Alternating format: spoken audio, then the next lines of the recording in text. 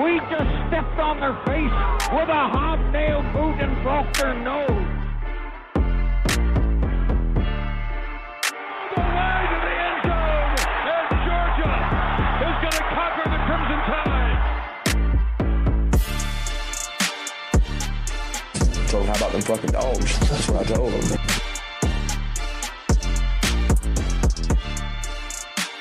Hope it didn't take that long again.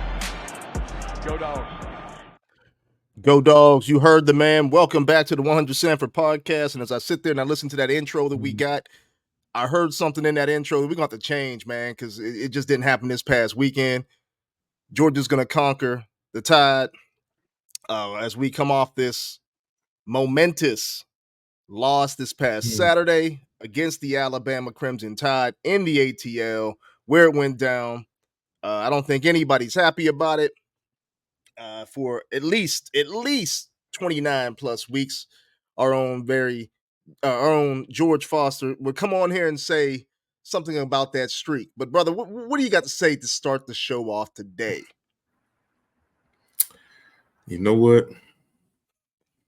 I woke up this morning and the Dogs are not undefeated. Ain't that something? Y'all finally got me to say something else. The Tide did it. The Tide made me not be able to wake up and say the Dogs are undefeated. The 29-game win streak has come to an end. But hey, there's always opportunity to do another one. So that's what we gonna go. That's what we gonna do. We gonna start another one. And that's gonna be that. You know what I mean? Sir. We still them Dogs. We still, I believe, you know, of course there's bias there. I still believe they're the best team in the country. But we didn't make it happen. Didn't make it happen. Hey, it is what it is. Yeah, man. Look, we're going to brighten this thing up because we're going to dig into the game. We're going to, talk about what went down in the ATL. But before we do, let's start paying some bills. Before you go any further, make sure you hit the subscribe button and like the video. We always need your help to support the show, promote the show. And then head on over to IG, TikTok, Facebook, and the X. Like and forward the show to all of your friends. Last but not least, go on over to Dawgs Central, the collaboration for the nation with intel, news, pods, video, and everything else you like to get from Dog Nation. Then I know you need insurance. Look, you're spending that Christmas money. Do something useful, man. Go on over, hit up my guy, Justin Elijah, based in Texas, but he's a dog man through and through who was licensed in 50 states. He works with various major carriers, Mutual of Omaha, North American, AIG, and others, with offerings in life insurance, retirement plans, and others.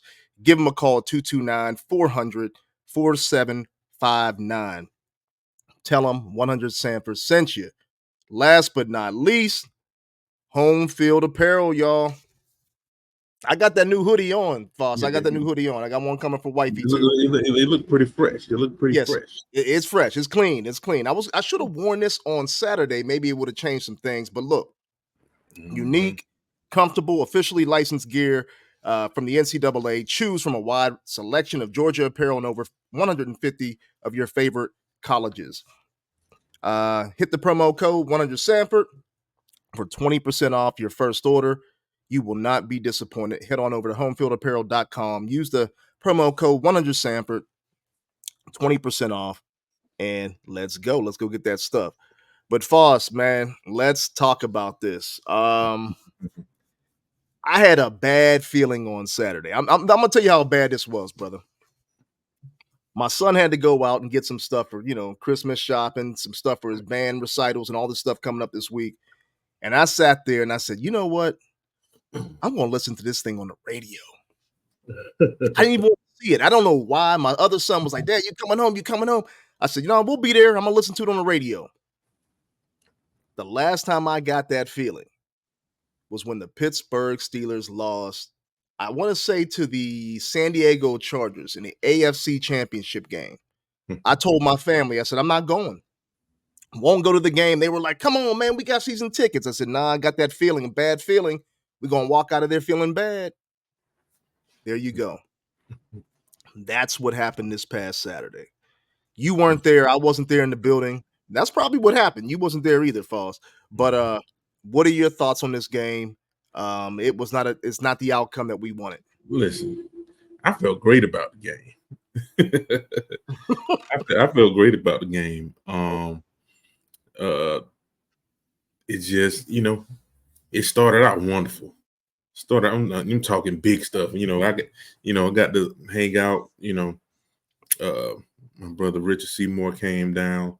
They had a big tailgate right there by the stadium, and it was lovely, man.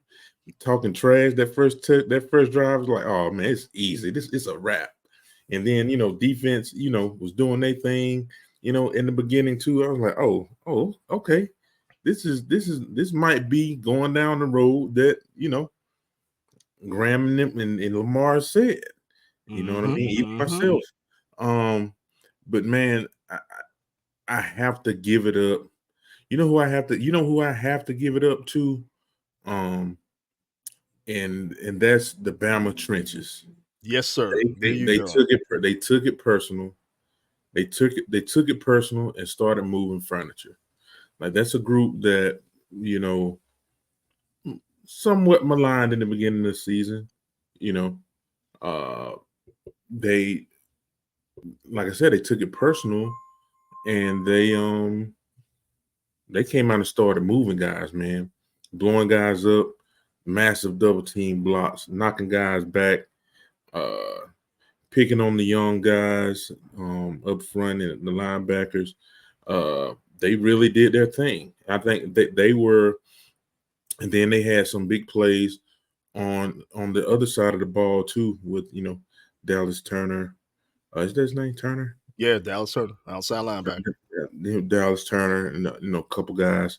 They did their thing too. But that was the difference in that game. Their offensive line, decided to take over their game, and they did a great job of it. You know what I mean? Because that was their only shot. They couldn't sit back there and just toss the ball around. I don't think I think they might have cleared 300 yards total, or right at it, but like they weren't going to sit back there and just be able to pick us apart, and so they decided to put it on the ground and take. And when you do that, when you don't make those mistakes, by putting that ball in the air like that, you get to take advantage of our mistakes, which were, of course, there were some questionable calls of like referees. They, oh my goodness, the referees were, they was kind of sketchy on a few times, and but at the end of the day, they won the turnover battle 1-0, 1-0, and they won which is, now this part was, uncharacteristic of them. They won the penalty battle. They've been the highly penalized team all season, and they had maybe 2 less penalties than us, 2-3 less penalties. Actually, no, Foss. It shows that they had 3 penalties. We had 2, which is interesting because it seemed. I think that's a wrong stat. Yeah, I'm looking at the stats now. Hold on, That seems off. That seems off. Yeah, I thought I saw something different. They definitely beat us in the turnover battle, and that in close games, that's what beats you. Penalties and You're turnovers. right. My bad. You're right. 5 penalties for the Dawgs for 56 yards. Bama 3 penalties for 36 yards. Yeah, that's that's 20 yards. That's 2 first downs. Yes. There's 2 first downs, and that's a change of possession in a game that we lost by 3 points. You know what I mean? I'm right there with you. That's what this game was lost, and mind you, I didn't listen to the whole game on the air. I actually got inside the house, then I started watching, especially after that first drive. I was like you. I was like, you know what? That first drive, my son says, Dad, sit on down. Okay, I sit on down. Boom. We going down the field, we scoring. Defense comes out, starts off hot. Then all of a sudden, I started to see something change, a tide change, so to speak. And that was that offensive line, man. It was the offensive line of Alabama that decided that they were going to control the narrative of the game if Georgia was going to allow them. I'll say that. To me, it looked, and Kirby mentioned this at halftime as I was listening to that portion of the radio, they did not want to challenge, and I'm paraphrasing, Milroe in the first half. They were going to make sure that he was going to beat them with his arm versus beating him with his legs. And I think with that being done, the mixture of them playing passive on the defensive line, allowing Alabama to really feel like, getting their feet underneath them and deciding to take it personal, they made it personal and they controlled the game, at least in the first half. When you look at the stats all the way across the board for Georgia versus Alabama, it's almost identical. The only difference was really, like you mentioned, it was a turnover, the fumble that happened, and a couple blown plays. Had Georgia, in my opinion, basically said, you know what? We're going to win this game with our offense, the game would have been over. I think if they really would have been ultra aggressive on offense, they would have blown Alabama out the building. Yeah. Instead, they decided to allow Alabama to play to their strength, which was dink and dunk if they have to, pick up little yards if they have to, and allow their offensive line to beat up on for a better sake of words, gnats on the offense, on our defensive line. I'm not going to say, because they're not Jags. They're not just a bunch of guys. I call them gnats. Guys that are not, not as much time on the field. That's it. Because last year they didn't have that much time on the field. There are guys that are growing into their body, guys that are growing into that position. I think if Georgia actually was more aggressive on offense, they would have blown them off the field. They didn't, though. Then you hear what DJ came out in the second half and said on the air, he said, he was in the locker room, heard Kirby say, we're going to be more aggressive in the second half. I still didn't see the aggression that we needed to see. It was almost a complete flip, which Alabama decided, okay, if you're going to flip the script and be more aggressive, we'll just be more conservative. We're not going to try to be as aggressive. We'll just allow you to be as aggressive, take our spots. I think throughout that game, the coaching staff did not want to mix it up. And if they mixed it up with aggression and also being passive at different times, they would have thrown Alabama off course. And instead, they allowed Alabama to kind of control the narrative throughout this game, especially on the offensive side. We did not see the aggression on offense that I thought we were going to see. Nobody start blaming Bobo. I don't want to hear that nonsense about blaming Bobo. It was a game plan. It was a complete game plan of how Georgia went about this. And you come out on the losing side. I think that's just what it comes down to. Yeah, man, I would have liked to be more aggressive on both sides of the ball. I've always believed, and it some people may not agree, a lot of coaches may not agree. We tried hard to contain Milroe instead of agitating him. I believe in my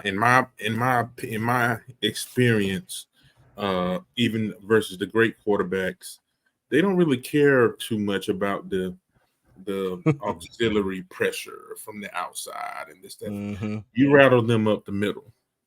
And Fact. I don't think we put enough pressure on him in his face. Not saying they had a great day passing the ball. I'm just saying we could have been more disruptive up front. And I know in the past we were able to do that with 4 down. There's 3 first-round linemen, 4 Mm-hmm. first-round linemen. Then had some second-round. Like we had more dudes up front in the past. Mm-hmm. But at the same time, I feel like there were some things we maybe could have done to just agitate the quarterback more in his face. Foss, 13 for 23. He was 13 for 23, and that's not giving pressure to him. There were times he was making completions, and I'm counting on, I'm going back and I'm reviewing the tape. I'm counting 1 Mississippi, 2 Mississippi, 3 Mississippi. Guys not Yeah. even rushing. They're basically standing pat, waiting for him to take off and run, and he doesn't run. But God, Yeah, you can't Deion cover that. Sanders, You can't Champ cover that Bailey, long. and anybody else can't cover nobody for 7 seconds in the Can't cover secondary. that long. You can't And cover then that long. then he does use his feet, and then somebody comes open at the last minute, and he's able to hit somebody. Like that was their whole game. Like, and it worked. Yes. Typically I wouldn't imagine that type of game plan would work versus Georgia. But it ended up working. You know what I mean? Yeah. We had our least aggressive, probably our, if you want to call it worst game of the year at the wrong time. Yeah. It was just at the wrong time, and they still should have won. You know what I mean? Can't have the penalties, especially versus a team like Alabama. If they, they messed around and they got it together. They were typically the more undisciplined team, but it don't matter. You got to play game to game. If they figure it out in the last game, then it is what it is. You know what I mean? We got knocked back 5 yards and missed the field goal. Facts. That's 3 points right there. We lost by 3 points. His longest field goal attempt of the year. Off the upright, 50 yards, more than enough distance. But again, that 5 yards means something. 5 yards means something. You know what I mean? The fumble. You know what I mean? It is what it is. It was, and people want to talk about the call. Look and see how that thing was blocked up. That thing was blocked up. that thing was like, hey, 86 was gonna roll. Right. 86 exactly. was gonna roll. 86 was gonna roll. You know what I'm saying? It's just, bad exchange. It just happened at the wrong time. Yeah. You know what I mean? And then and defense held. They held on that, drive. Like, I think they only gave up 3. Right there, right? Only 3 points. Only 3 points.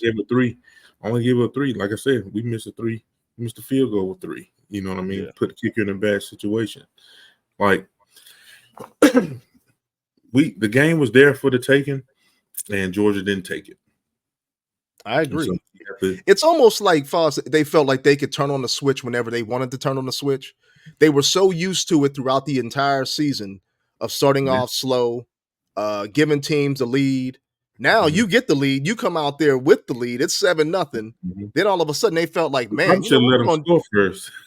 Exactly right. Exactly right. I thought the same thing. I was like, man, maybe get them mad or something. We let everybody else score first. Exactly. And come back and pummel them. Dominate. We probably should have let Alabama score first. Yeah, man, but they never got their legs underneath them after that first drive, and it was almost like they went cold. All of a sudden, they got on the sideline, felt a little something about themselves, started smelling themselves, but my thought was, it's still Bama. I hate when people, want to talk about this isn't the same team, and we talked about it the first episode of the season. I think me and Graham were definitely talking about it. This is a team that's going to have to change their identity for this season. Now they went to that more less aggressive, less dominating in the trenches, and they were going to have to be a team that dominated in the trenches this year to actually be successful. They went up there to Texas, got it handed to them, and then all of a sudden changed their identity with Milroe. But the rest of the season, they got better and better and better in the trenches, got more and more aggressive, just like Georgia did, right? I mean, Georgia's offensive line gelled they got throughout the year. Got much better, man. Much better. They just met their match, and like I say all the time, man, Bama still got players. If you do the roster, I think they're definitely in the top 3. I can't remember if they're in front of Georgia or Georgia's in front of them. I think they might have. I don't know who they might have at number 1. It might be Bama at number 1, and Georgia in terms of top rosters. And OSU at number 3, maybe. I know they're top 3. Bama's still top 3. Whatever you think about them, they're still top 3 in rosters when they do all the numbers and 5 and 4, 3-star with all that stuff. They still have a top tier roster. that Let's put it shows, this way. you I know, think if you take the Kirby, only reason that people were somewhat down on Bama this year is because of the QB mm-hmm, and maybe some of they seemed undisciplined at times. But right. the talent is there. Yeah, The talent is there. They got 2 cornerbacks that's probably going to go in the first round. They correct. got an edge that's going to go in the first round. They got other guys that are going to get drafted. They probably got a first round right tackle. They got guys. They always had guys. So you can't tiptoe against them. Yeah, You gotta play good ball. you got to line up and play. Line up and play. We saw the last week when you don't take the game.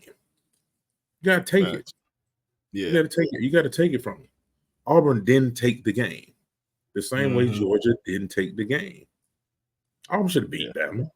It was there. Like that was an L. The L was standing right there, and they didn't want to grab it. They just said, "Oh, we're gonna let the L come to us." We're gonna let the W. We're gonna let the win come to us. No, you have to take wins from Bama. You have to take it. It's gonna come down to the last part. And it has for Georgia. When you look at it, right, every time that they play them in Atlanta, it's come down to a last play. Especially in that building in the SEC championship.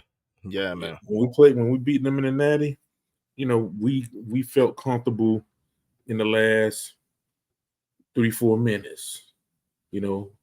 It's always going to come down to it.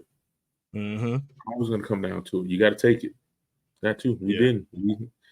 I think we learned the lesson. There's going to be some young guys on that team that hate how that feels. Probably some freshmen on there that thought that, oh man, this is easy. I'm about to come into. I come into the league. Get a natty. Ain't that easy, boy? Ain't that easy? Now what you gonna do to get back? What's funny is that you say that is because you're coming back off of back-to-back national championships.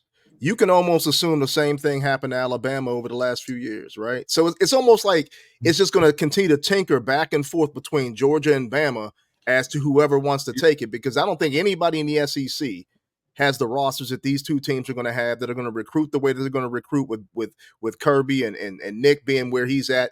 LSU might jump up a little bit, but primarily it's going to be these two teams battling in the East and the West for championships. And now, yes, you're going to have Oklahoma, you're going to have Texas entering the fray or whatever it may be. But let's just be real. They don't have the rosters yet that Georgia and Alabama has been able to compile over the last 5, 6, 10 years. Well, Alabama dang near 10 years, but Georgia under Kirby in the last 7 or 8, they don't have those type of rosters. They don't have those type of dudes that get off the bus and you look at it and you say, man, you know what? That's an NFL caliber player just by him getting off the bus. You can tell. So when it comes down to it, I think it comes like what you just mentioned. Who's going to take it? Who wants it? And we've been saying all along, how Kirby uses different things for motivation. I'm interested to see how they rebound and he looks at this for motivation because, like you mentioned, you got a bunch of freshmen that got off the bus and thought, man, you know what? Oh, this is what we're supposed to do. We're supposed to come back and win games like this. We're supposed to dominate teams like this. We're supposed to throw teams around. That's not how it is when you get to the SEC championship game in the SEC, which is basically semi-pro NFL. I mean, it's not that easy. And so hopefully these guys take it to heart. Hopefully some guys decide, you know what, I'm back in it. I'm back in the gym right now, ready to make this thing roll for next season. Or they should be getting ready for the Orange Bowl. But again, we play for championships. And yeah, you want to win the Orange Bowl, but this is about SEC championships. This is about the college football playoffs.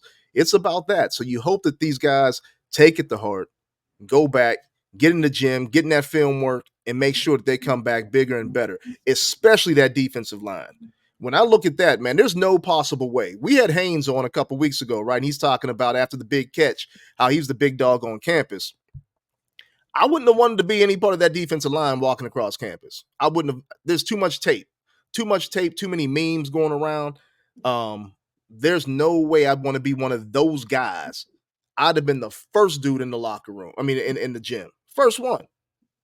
cutting weight, still running stairs, something would have been happening because I ain't gonna be that guy. Yeah, they got to get back right, get healthy. I with a team like Georgia, they're you're the halves. You got more talent. You got more talent than 99% of the country. So I rarely talk about injuries. When it comes to a team like Georgia, Bama, you OSU. I don't care who's injured for your team unless you're a quarterback. I really don't care, and I feel the same way about Georgia. But their bumps and nicks showed up in that game too. That's true. Had some guys that weren't really themselves. We had some guys that I don't went out. You had Mims that went out. It's some guys I don't even recall seeing anymore. And losing Mims was big. Huge. That was big. That was huge. When you look at it, Foss, they ran the ball for 2.5 yards.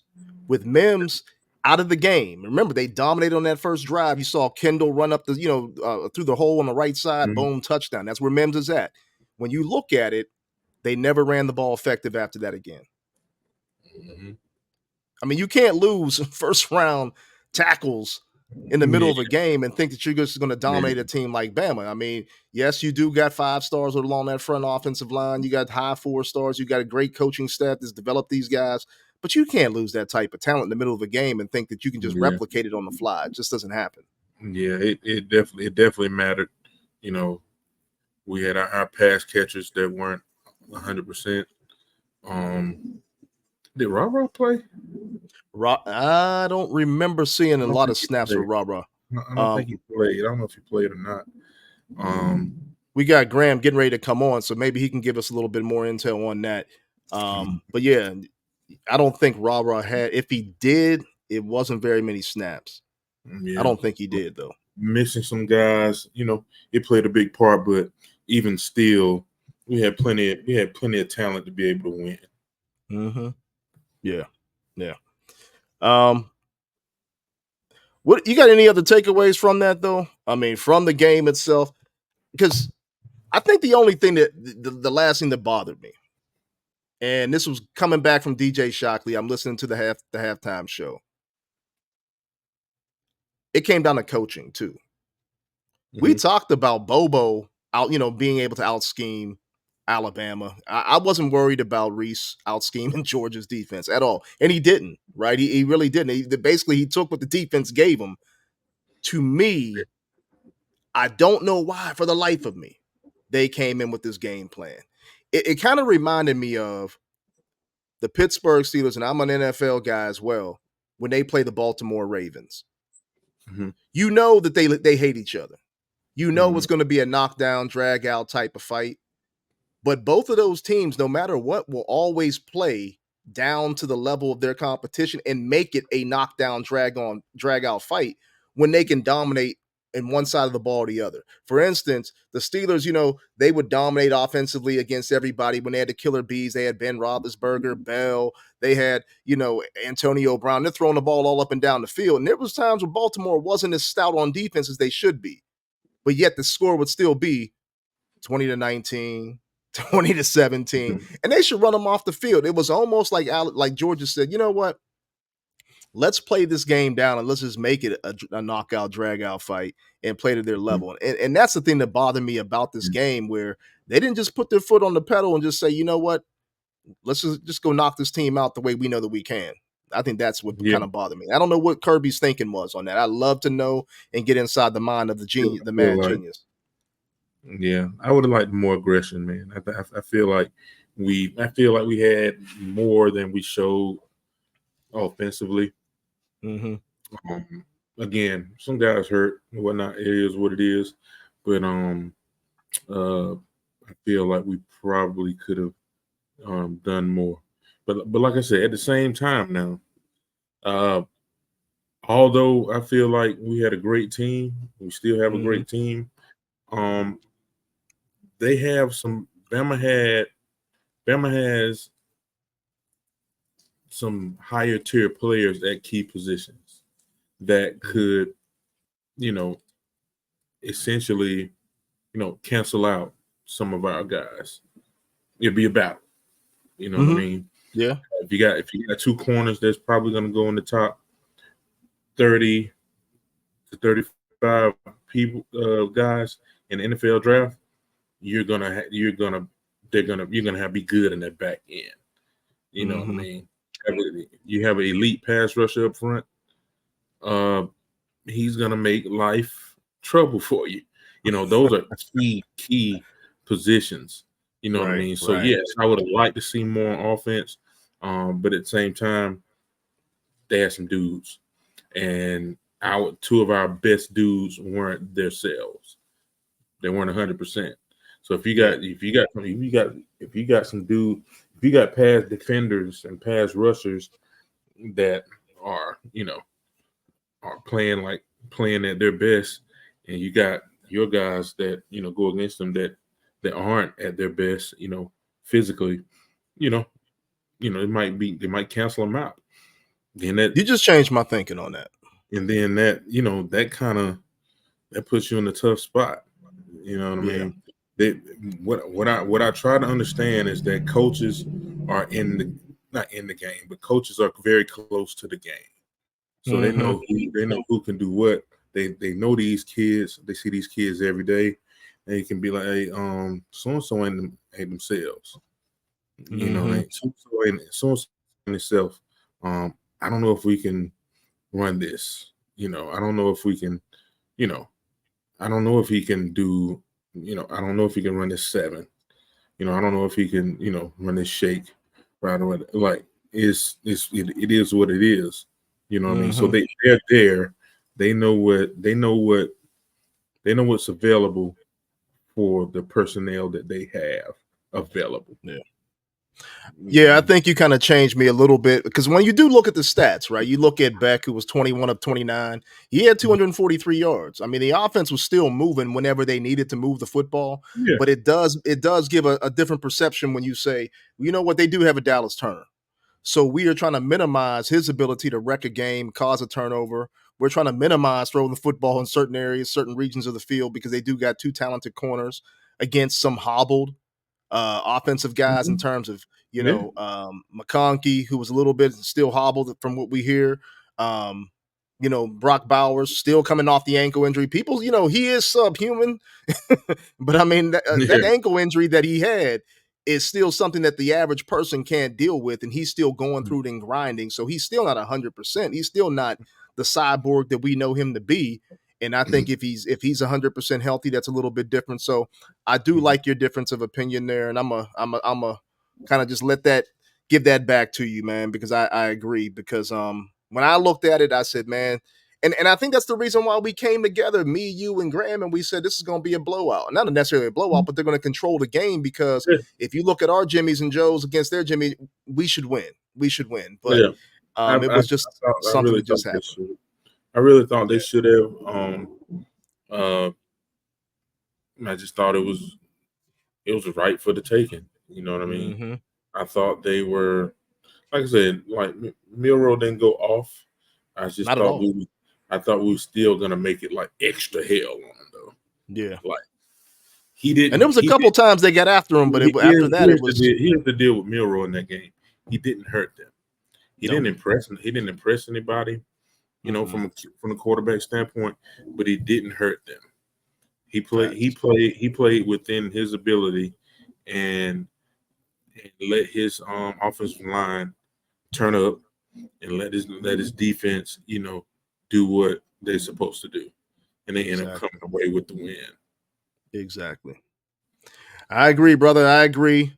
But we move on, right? I mean, now Alabama has been crowned SEC champion of 2023. The Dawgs dropped one game, 12-1. Then you're sitting there, you're wondering on Sunday, are we going to get in? Or are we going to get in? And we don't get in.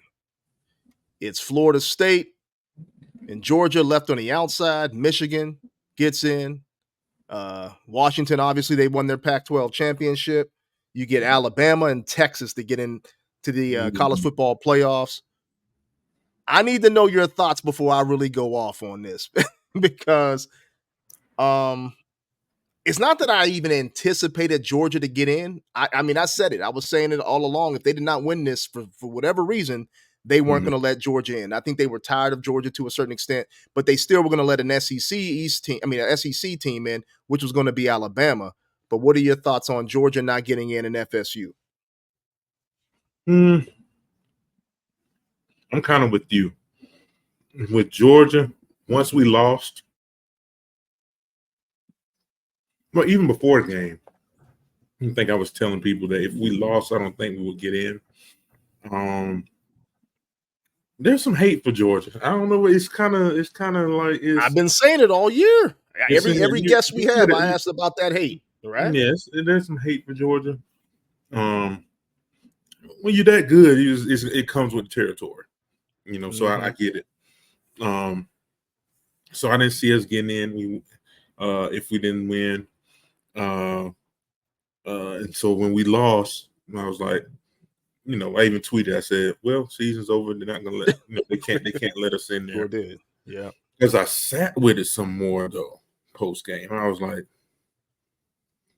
they need to put us in there. As I said, as I looked at the landscape of everything, and I sat with it some more, I was like, it's not a stretch to say put Georgia in there at number 4.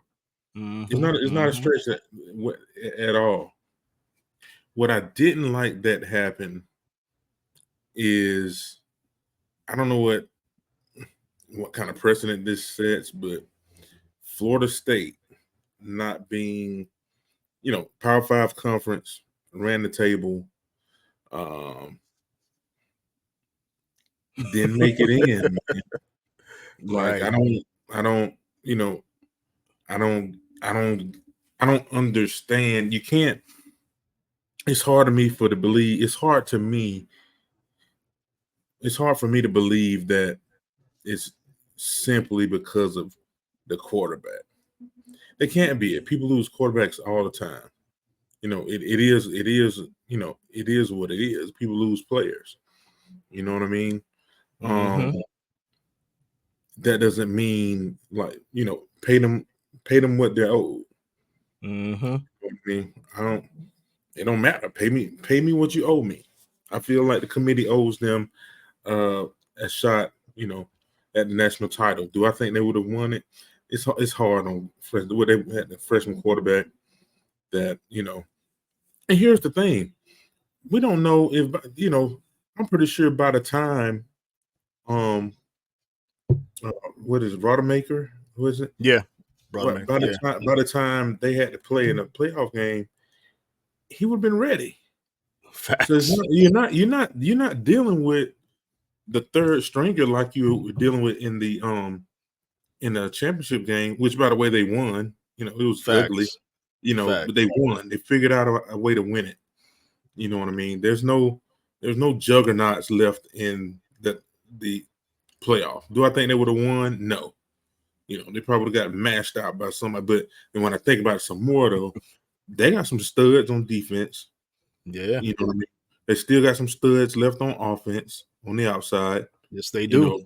Decent runners. Like anything can happen. And you took them out because the quarterback, that was like nasty. It was real. That was real nasty. The more I think about it, it's just real nasty the way they did that. I don't get that. They're the ACC champion, the undefeated ACC champion. Had they had a loss, I get it. Because the ACC. But listen. Now we go to who did make it in. Here's the deal. I think they're always going to want Bama in. If they can get Bama in, they want Bama in. Period. Bama's been in with one loss a few times, right? A couple times. Oh yeah. At least a couple times. Yeah. They've been in with one loss. If they can get Bama in, they're a shoe in. It's a wrap. You know, if they can justify that some way in that little meeting they have. So you end up Bama beats the best team in the country. They only have one loss. Everybody else surrounding them has one loss, minus FSU, but they already been screwed. Mm-hmm. And so, okay, man, we can put Bama in this thing. Cha-ching. But we can't put Bama in and not put Texas in. There you go. So once Bama was a lock, Texas was a lock. Georgia had no, and I told somebody this beforehand. Once Bama was locked in, that was a package deal. There's no way you could put Bama in and not put Texas. Texas stomped the mud hole in them at home. Right. Like, facts. Impossible. Mm-hmm. You think Florida State would have raised some hell? All that oil money would have raised more hell. That oil money would have raised. They would have erupted. That Texas would have erupted, brother. I lived there. I didn't live in Austin. I was in Houston, but I know the power of that Texas brand and that Texas money. That would have erupted. They would have raised hell. So once Bama had a toe in the door, that was a wrap. Texas had to go in. Texas had to go, you know, and then you got the two other Washington champions, and Michigan. You know. Yeah. Was Washington undefeated? They were undefeated. Yeah. So you got two undefeated teams. Like, it was a wrap. You know what I mean? We picked the wrong time to lose. Well, here's the deal. This is what I'm gonna say this first. All right. Now, this is, you know, what is it? Hancock, I think his name is. What people don't understand is it's about what your team does, but it's also about what teams around you do. The other factor in this is conference championships this year. We just happen to have the strong top 8 all season. We've never had that before. It was a unique season. First of all, he's a liar. He's a liar. It had nothing to do with that, because now we're getting so many reports from anonymous sources of guys saying what it really came down to was, well, I didn't think that FSU could win without the quarterback. And it kind of goes back to what you mentioned. First of all, we don't know if the backup is even going to be healthy in 4 weeks from now. The other thing is, that guy's the third string quarterback is on an FSU roster for a reason. I tell you what, if you look at Georgia's roster right now, when you got Carson Beck, Brock Vandegrift, Gunnar Stockton, I would take my chances in a college football playoffs with a Gunnar Stockton. I've never. I love Beck. I love what he's done this year. Yes. I would not go down in the doldrums had he got hurt at some point. I think we can win a game with Brock Vandegrift, and in some areas we'd have an advantage with his ability to move the ball with the football. Exactly. You know what I mean? It opens up another part of the playbook. Exactly. You know what I mean? So yeah, the kid at Florida State, and like I said, Rodemaker, he's played some games. I think he's won some games, right? He won a couple games down the stretch for them. Yeah, he's won some games. So, and he would have been back. You know, he warmed up. You know, I thought he was going to play the other day. You know, he warmed up the other day, so I thought he was going to play. So he definitely probably would have been back for a playoff game, and you just X'd him out. Yeah, yes. It's like you mentioned. It was some really good. I do agree on the fact that there was a great top 8. Yeah, Oregon played great football. You know, Washington played great football. Michigan played great football. You know, however you want to cut it. Michigan has some uglies. It is what it is. They figured out to find a way to win every single game. That's it. Georgia, I still think Georgia was the top team. Then you got who else? Florida State. Florida State, Washington, Oregon, Texas. Texas had a good year with the exception of the loss to Oklahoma. They had Texas. Yeah. Who was running around 8? What, Missouri? Was it Missouri? No. Missouri down in there? Nope. Oregon, Ohio State, Georgia, FSU, Alabama, Texas, Washington, and Michigan. Okay. Those are the top 8. Top 8. Mizzou comes in at number 9, Penn State 10, Ole Miss 11, and then you got Oklahoma at 12. That's some good. That would have been a good 12-team playoff. Well, I'm gonna get to that, Fox. I'm gonna get to that. That would have been. That I'm would gonna have get been. to it. Listen, that's some football right there. Hold on. Teams played some good ball this year. They played some good ball this year. So I get them from that standpoint, but I think they still screw FSU. I can't. I have less sympathy. It might sound crazy. I'm gonna be tough on us. I have more sympathy for Florida State than I do Georgia from last weekend because Georgia held it in their hands. Florida State held it in their hands. They did what they were supposed to do. Georgia didn't do what they were supposed to do, and they both sitting on the couch, which is wrong. That's my exact point. See, here's the deal. If Georgia wins, Florida State's in. If Georgia wins, Georgia's number one. They held the destiny of all these teams. They held the destiny of Florida State, Alabama, Texas, and I guess Florida State. So those three teams. If Georgia wins, it's going to be Georgia, Michigan, Washington, and they would have put Florida State in because based off of what the committee is saying, if they're saying that, okay, it's based off of who you played, it's based off of their win-loss record. Well, guess what? That same Texas team that beat Alabama, that's 12-1, it's an SEC champion, is no longer an SEC champion. Now you got a Texas team that beat an Alabama team with 2 losses, and Florida State is still undefeated. Yeah. So they would have been in. So Georgia actually held the destiny of all of those teams, and Alabama, none of them would have been an afterthought. But what's really interesting is that you mentioned that 12, Foss. You mentioned that 12. Mm-hmm. Listen to the names that you mentioned, and now listen to the team that got left out. Florida State. Everybody else out of that top 12 is either in the Big Ten or in the SEC. And I'm talking about the teams that are going to be joining as well. Oklahoma, Texas.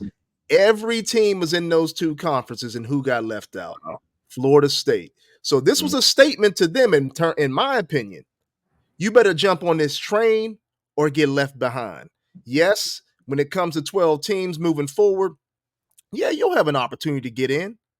But I guarantee you when this thing eventually flips and it becomes college football north versus college football south, because that's eventually what we're coming down to, semi-pro, some type of setup where it's going to be just like the miniature NFL. Either you're going to play in this 18-team conference up north and eventually an 18-team conference in the South, whether it's, they make Notre Dame join that southern region. I don't know how they'll do it, but that's what it's going to come down to. And if you look, what was even funnier about it, they keep talking about strength of schedule. I'm looking at everybody's teams and who they played. Now, first of all, Georgia got screwed by that because Georgia should have been playing Texas and Oklahoma over the next few years. They were the only team willing to go outside of themselves and play a top dog. And I'm not talking about just someone in a Power 5. I'm talking about somebody that can bring it to you if it on a good day or a bad day, right? It was only Alabama played Texas, but they're getting ready to join the SEC. But you got Oregon. Oregon didn't play anybody. Oregon played who? Texas Tech in the Big 12. Missouri played Kansas State in the Big 12. Penn State played West Virginia in the Big 12. Nobody else was going outside of their conference playing some juggernaut. So I don't want to hear about strength of schedule. You can't determine what's going to happen to an SEC team as the season goes on. Right? We're looking at Florida. Florida's supposed to be a big dog. We can't help that Florida sucks. Florida is what Florida is. I mean, we did play Missouri. We can't, and I believe, yes, teams change during the season, but I believe at some point you are what you are.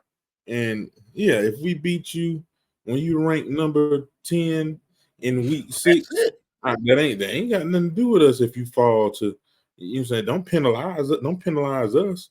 Because mentally, physically, it all matters when you're going into somebody's house and they're ranked number 5. Exactly. I don't care what happens later on. You going into an environment, somebody's ranked number 5, and they come into your house. That's a different mentality. And if you take them down, I think that's a big deal. So don't. No doubt So about it. we beat more ranked teams than it seems. Kentucky was good in rank. Kentucky You was know what I ranked. mean? Yes, Missouri was ranked. Ole Miss, Tennessee was ranked at the time. Ole Miss was ranked at the time. Ole Miss. Yeah, and not only that, It you is got what it is.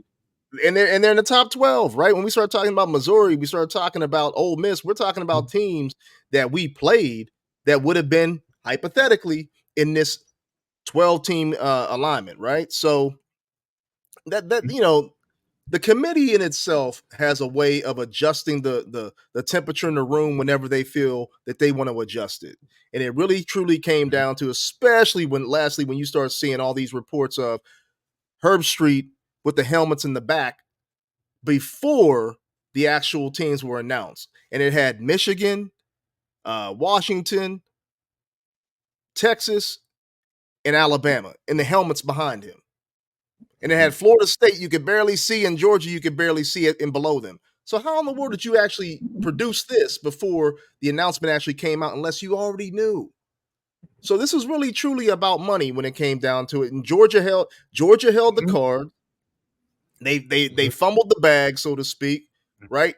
Messed Yeah. everything up for themselves, messed Run that everything back. up for Florida State, and allowed the committee to do what the committee always wanted to do: bring in Bama, bring in that Texas oil money, and let this thing shine the way that they really want it to shine, which is really Big Ten against the SEC, because you got Washington joining the Big Ten, Texas joining the SEC.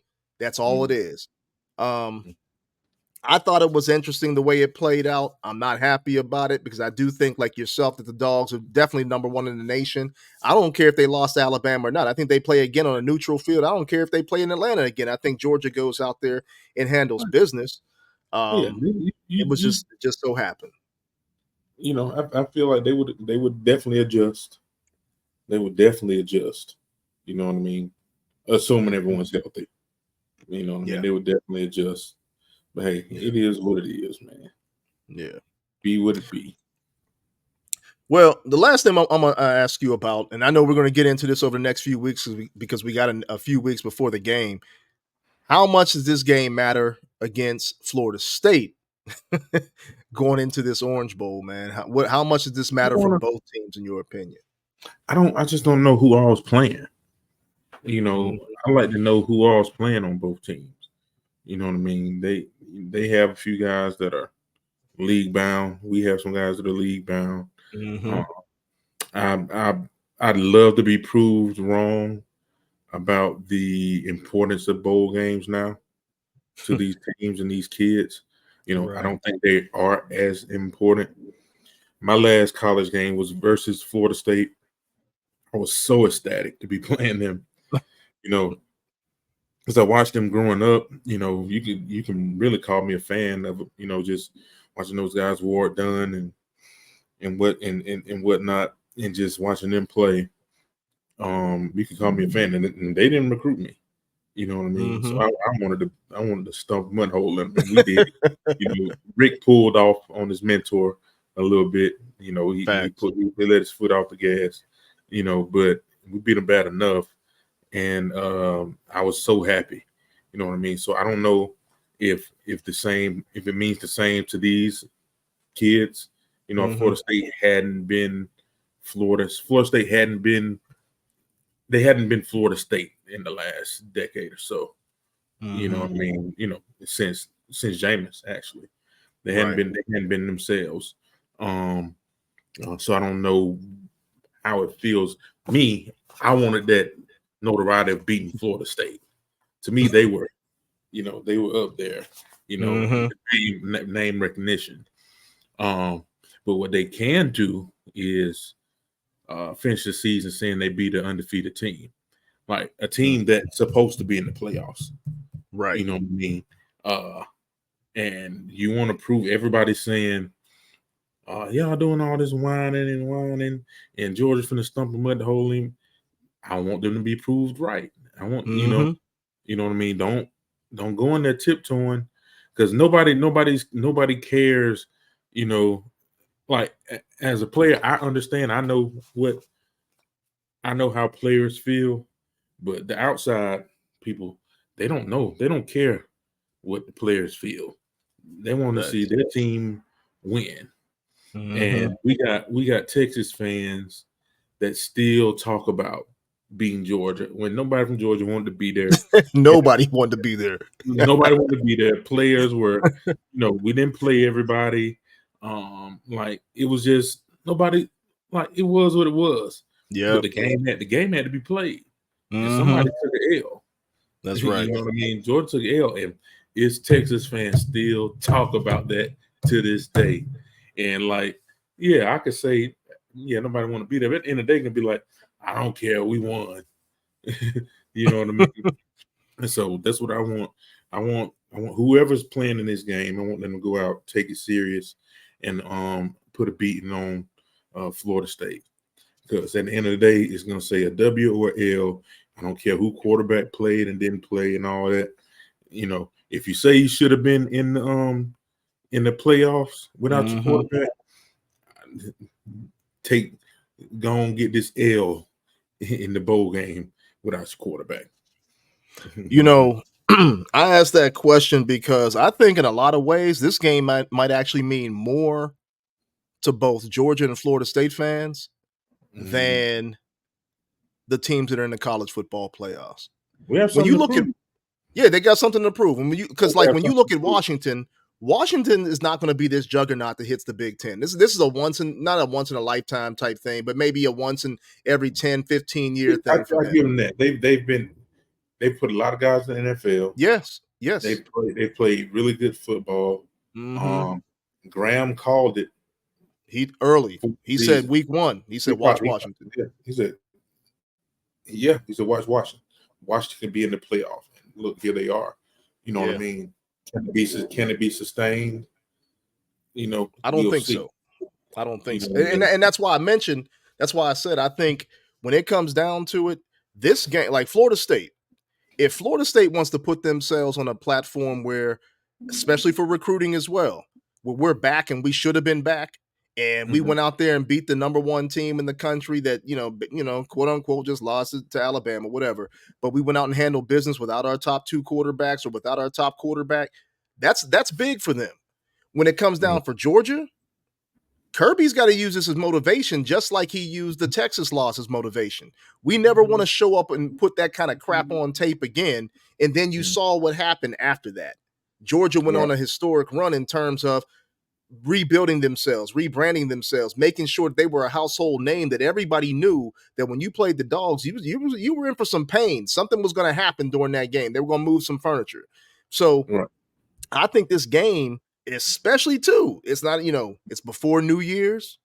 Get all that other stuff out of your system after the game. You don't have to worry about New Year's. You don't have to worry about the holidays. You can go out there and effectively play. I think this game means a lot.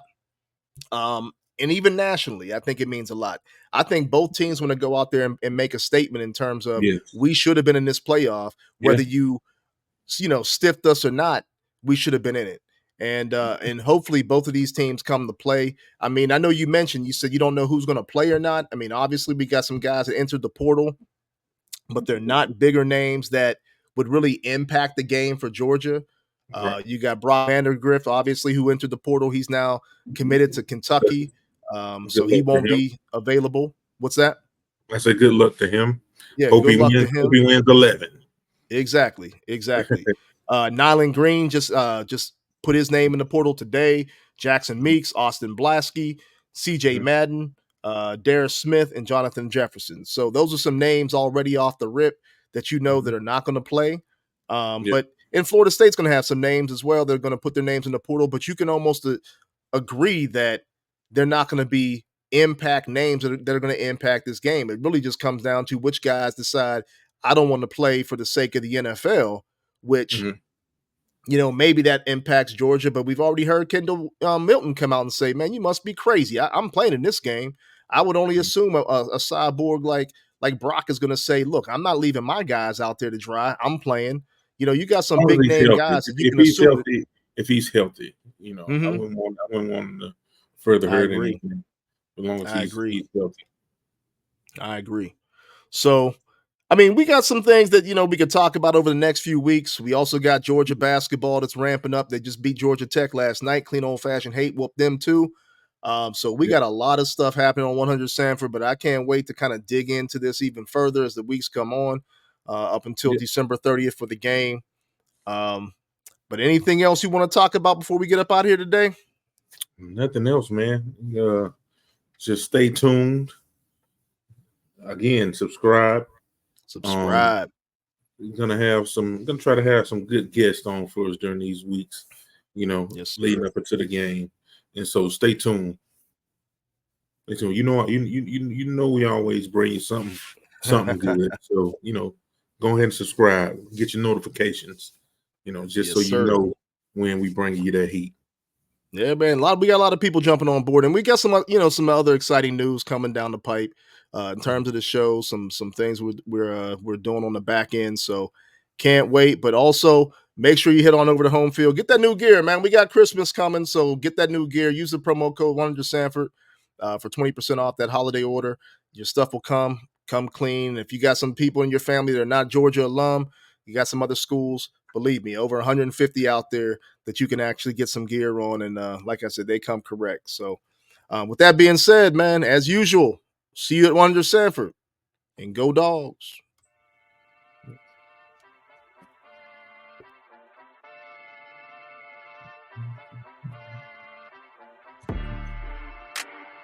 Thank you for listening to the 100 Sanford podcast. Tune in weekly to hear fresh content from the 100 Sanford podcast every Thursday, but also with some pop-up shows every now and then as news breaks.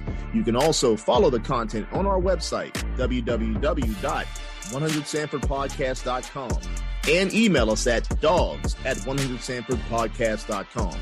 Lastly, reach out to us on social media streams.